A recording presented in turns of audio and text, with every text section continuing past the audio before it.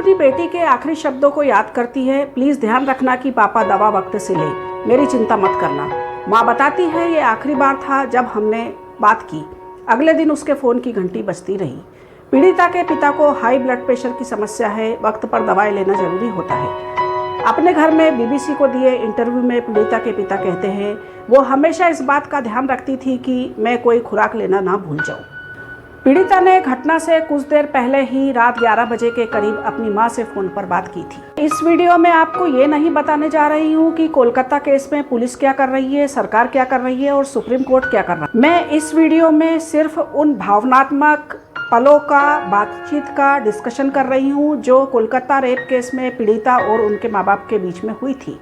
मेरे इस वीडियो का उद्देश्य सिर्फ ये है कि आज का इंसान जो राक्षसी प्रवृत्ति की ओर बढ़ रहा है, आपके अंदर संवेदनाओं को जगाया जा सके। एक इंसानी जीवन की सच्चाई क्या है उससे आपको अवगत कराया जा सके। कितनी संवेदनाएं जागेगी ये तो आपके ऊपर निर्भर करता है। बात हमेशा ध्यान रखिए कि पाप का घड़ा एक दिन जरूर भरेगा। पीड़िता के पिताजी कहते हैं एक बार दवाएं खत्म हो गई थी, मैंने सोचा कि अगले दिन खरीद लूंगा, लेकिन बेटी को पता चल गया। रात के 10 या 11 बज रहे थे। उसने कहा कि जब तक दवाएं नहीं आ जाती तब तक कोई खाना नहीं खाएगा।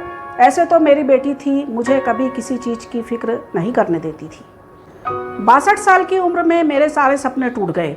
31 साल की डॉक्टर के साथ बलात्कार और हत्या ने भारत में महिलाओं की सुरक्षा को लेकर फिर से बहस शुरू कर दी है। कोलकाता की इस डॉक्टर के पिता ने अपने घर में बीबीसी से बात की। बेटी की खौफनाक हत्या के बाद से साधारण सा दिखने वाला उनका घर मीडिया कैमरों के केंद्र में बना हुआ है। इस रिपोर्ट से पीड़िता के परिवार के सदस्यों के नाम हटा दिए गए हैं। भारतीय कानून के मुताबिक रेप पीड़ित या उसके परिवार की पहचान को सार्वजनिक करने की मनाही होती है। पीड़िता के पिता कहते हैं हमारा राज्य, हमारा देश और यहाँ तक कि पूरी दुनिया इंसाफ मांग रही है।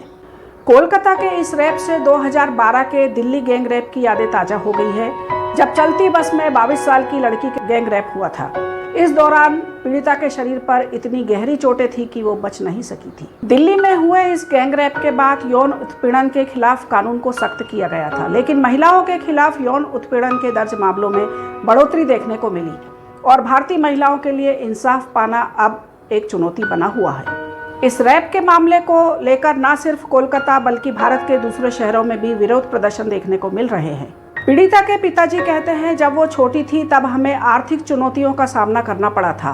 वो तब 5 साल की रही होगी, उसे फल बहुत पसंद थे, खासकर अनार। एक बार जब हम लोग बाहर गए थे तो उसने कहा था पापा आप पूजा के लिए अनार नहीं लेंगे।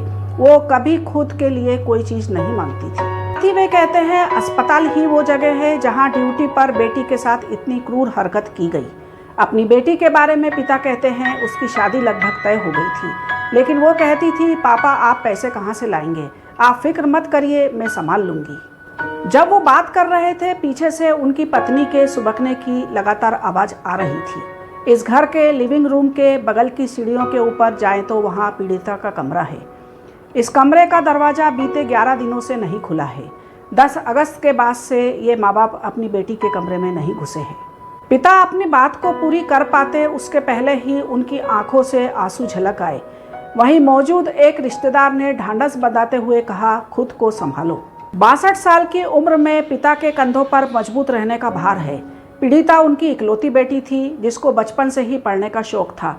स्कूल में टीचर्स हमेशा तारीफ करते थे। पिता कहते हैं जब वो छोटी थी उसके टीचर्स उसे गोद में उठा लेते थे। हम निम्न मध्यम वर्ग परिवार से हैं और सब कुछ अपने आप बनाया है। के पिताजी कहते हैं लोग कहते थे कि आप अपनी बेटी को डॉक्टर नहीं बना सकते, लेकिन मेरी बेटी ने सबको गलत साबित किया और सरकारी मेडिकल कॉलेज में दाखिला लिया। इस बातचीत के दौरान पीड़िता की मां खामोशी से सब कुछ सुन रही थी। वो अपने हाथ की चूड़ियों को छूती रही। ये चूड़ियाँ वो अपनी डॉक्टर बेटी के साथ खरीद कर लाई थी। वो याद करती है कि कैसे उनकी बेटी हर रात सोने से पहले डायरी लिखा करती थी। पीड़िता की मां कहती है बेटी ने लिखा था कि वो मेडिकल डिग्री में गोल्ड मेडल जीतना चाहती है, वो अच्छी जिंदगी जीना और हम लोगों का ख्याल रखना चाहती है। कोलकाता के आरजी कर मेडिकल कॉलेज में ट्रेनी डॉक्टर के साथ हुई वारदात को 2 हफ्ते से ज्यादा का समय बीत चुका है। मामला कोलकाता पुलिस के हाथ से निकलकर सीबीआई के पास पहुंच गया है। डॉक्टर से रेप और हत्या का एक आरोपी संजय रॉय गिरफ्तार भी हो गया है, लेकिन इस पूरी जांच के दौरान मृतक डॉक्टर की एक डायरी मिली जिसमें आखिरी पन्ने पढ़कर हर उस शख्स की आंखें भीग जाएगी जिसमें थोड़ी सी भी संवेदनशीलता बची होगी। बाकी उस डॉक्टर के साथ कितनी हैवानियत हुई है और मरने से पहले वो डॉक्टर किस दर्द से गुजरी है, उसकी गवाही मृतिका के पोस्टमार्टम रिपोर्ट दे ही रही है। घटना होने के बाद अगली सुबह मृतिका के घर फ़ोन किया जाता है और यह कहा जाता है कि आपकी बेटी बीमार है। उसके कुछ देर बाद फिर से फ़ोन किया जाता है और यह कहा जाता है कि आपकी बेटी ने सुसाइड कर लिया है। जाहिर सी बात है कि फ़ोन करने वाला जो भी व्यक्ति होगा वो पढ़ा लिखा एक बुद्धिजीवी इंसान ही रहा होगा। एक अंधा व्यक्ति भी परिस्थितियों को जानकर समझ सकता है कि ये एक सुसाइड केस, आत्महत्या का केस नहीं है और ये केस क्या हो सकता है। फ़ोन करने वाला व्यक्ति या फिर वे अपराधी जिन लोगों ने इस घटना को अंजाम दिया है, भगवान ना करे इस पीड़िता की जगह उनका कोई अपना होता तो उस स्थिति में वो क्या इस तरह की बातें करते। ये राक्षस कोई भी हो, पढ़े लिखे हो या अनपढ़ हो, इन्हें एक बात जरूर समझ लेना चाहिए कि पाप का घड़ा एक दिन जरूर भरता है।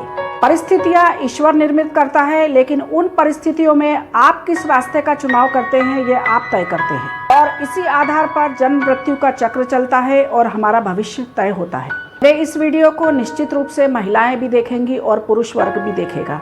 मैं पुरुष वर्ग से ये जानना चाहती हूँ, क्या देश दुनिया में जो इस तरह की घटनाएं हो रही है क्या वो उचित है, क्या वो सही है। पुरुष वर्ग को ही ये बताना चाहिए कि इन घटनाओं के पीछे कारण क्या है और इन्हें रोकने के लिए उपाय क्या है।